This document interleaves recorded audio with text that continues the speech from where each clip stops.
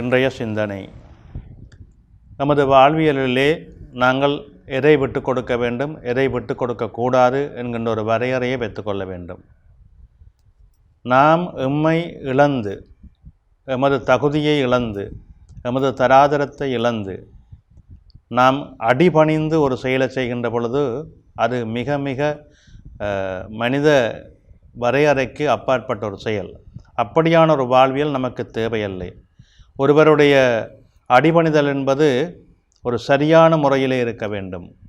நமக்கு ஒரு அவமானம் வந்துவிட்டால், நமக்கு ஒரு பிரச்சனை வந்துவிட்டால், அந்த பிரச்சனையை, அவமானத்தை நாம் மாற்றிக்கொள்வதாக இருந்தால், நாங்கள் எவ்வளவு கௌரவமாக உயர்ந்த நிலையிலே வாழ்ந்தோமோ அந்த இடத்திலே எங்களுக்கு ஒரு பிரச்சனை, கௌரவ குறைவு ஏற்படுகின்ற பொழுது அந்த இடத்தை விட்டு, அந்த கிராமத்தை விட்டு, அந்த ஊரை விட்டு சென்று விட வேண்டும்.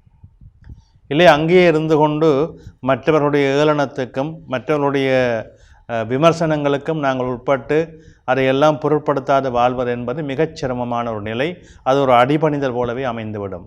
யாரும் மதிப்பில்லாத இடங்களிலே நாங்கள் மீண்டும் மீண்டும் அங்கே வந்து நிற்பது நம்மை நாமே அவமதித்து கொள்ளும் செயலாகும். நமக்கு நாம ஒரு பிரச்சனை எடுக்காவிட்டாலும் நமது பிள்ளைகள் மூலமாகவோ வேறு யார் மூலமாகவோ நமக்கு ஒரு பிரச்சனை வருகின்ற பொழுது அந்த பிரச்சனையை நாம் தீர்க்க முடியாமல் அது நமக்கு அவமானமாக இருந்தால் அந்த இடத்திலே இருக்காமல் ஒதுங்கி கொள்ள வேண்டும். நாம் வேறு இடத்துக்கு சென்று நிம்மதியாக இருக்க வேண்டும். இதுதான் மனிதனுடைய வாழ்வியலிலே வருகின்ற ஏற்றத்தாழ்வுக்குரிய கௌரவ செயல்பாடு. இந்த கௌரவ செயல்பாடை நாம் எல்லோரும் கடைப்பிடித்தால் நமது மனம் மிகச்சிறந்த மேன்மையை பெறும். நன்றி.